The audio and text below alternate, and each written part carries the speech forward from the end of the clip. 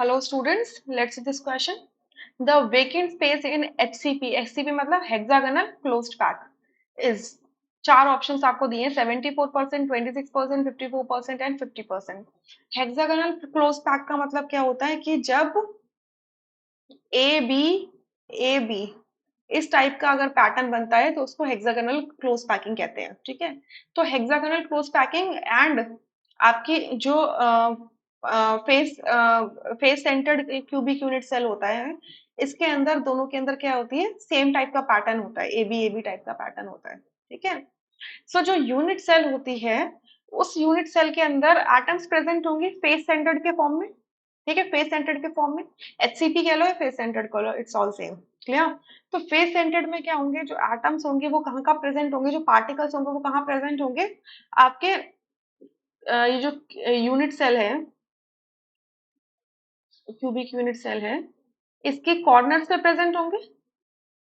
ठीक है, एंड साथ के साथ क्या होंगे, फेसेस पे भी प्रेजेंट होंगे, ये रहे फेसेस पे प्रेजेंट। ठीक है, ये फेसेस पे प्रेजेंट होंगे। क्लियर?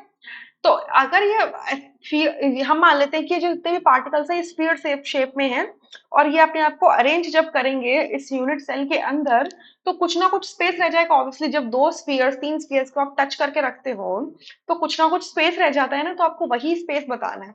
तो ये स्पेस कैसे निकल के आएगा, क्योंकि परसेंटेज की बात करें तो ये स्पेस निकल के आएगा 100 माइनस परसेंटेज पैकिंग फ्रैक्शन से। ठीक है, 100% minus percentage of packing fraction, so 100% minus packing percentage packing fraction निकालना है, तो इसका फॉर्मूला क्या होता है, Z multiply volume volume of one sphere divided by total volume of unit cell, total volume of unit cell. ठीक है, पूरे वॉल्यूम ऑफ यूनिट सेल में से जो वॉल्यूम स्फीयर जितने भी आपके एटम्स होंगे वो ऑक्यूपाई करेंगे, उसी को हम क्या कहेंगे, उसका पैकिंग फ्रैक्शन कहेंगे कि इतना ऑक्यूपाई किया हुआ है volume of the unit cell. Clear? अच्छा, तो यहां से अगर हमें पता है कि एफसीसी के लिए जो जेड वैल्यू होती है वो कितनी होती है, 4 होती है। क्लियर? तो ये आ गया 4, ये ब्रैकेट लगा लो for now. Volume of one sphere, इस वॉल्यूम का ये जो स्पीयर है जिसको हम स्पीयर मान के चल रहे हैं इस पार्टिकल को, इसका कुछ रेडियस होगा r। ठीक है, so volume of one sphere क्या होता है, 4/3 पाई r क्यूब होता है। एंड यूनिट सेल का वॉल्यूम क्या होगा, यूनिट सेल की जो एज लेंथ है, क्योंकि क्यूबिक है तो इसकी a होगी, ये भी a होगी और ये भी a होगी। सो वॉल्यूम क्या हो जाएगा, a that is a cube. Clear? अब एफसीसी के केस में जो आर और ए का रिलेशन होता है वो क्या होता है, r is equals to a upon 2√2 होता है।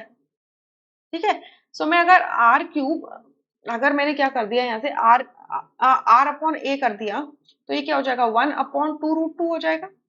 और r cube upon a cube कर दूं तो ये क्या हो जाएगा, 1/2√2 का क्यूब हो जाएगा। ठीक है, तो ये क्या वैल्यू आएगी, 2 का क्यूब क्या होता है, 2 2 4 4 2 8, एंड √2 का क्यूब क्या होता है, √2 × √2 × √2 दैट इज 2√2। तो ये क्या हो जाएगा, 1/16√2।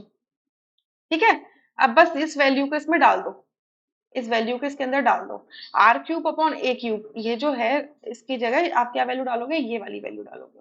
तो ये क्या हो जाएगा, 100% minus 4 × 4/3 into pi, r cube upon a cube की जगह आ जाएगा 1/16√2। क्लियर? पाई की वैल्यू डालोगे, पाई की वैल्यू क्या होगी, पाई हटा दो यहाँ से, पाई हटा, पाई की जगह लिख दो 22/7, 22/7।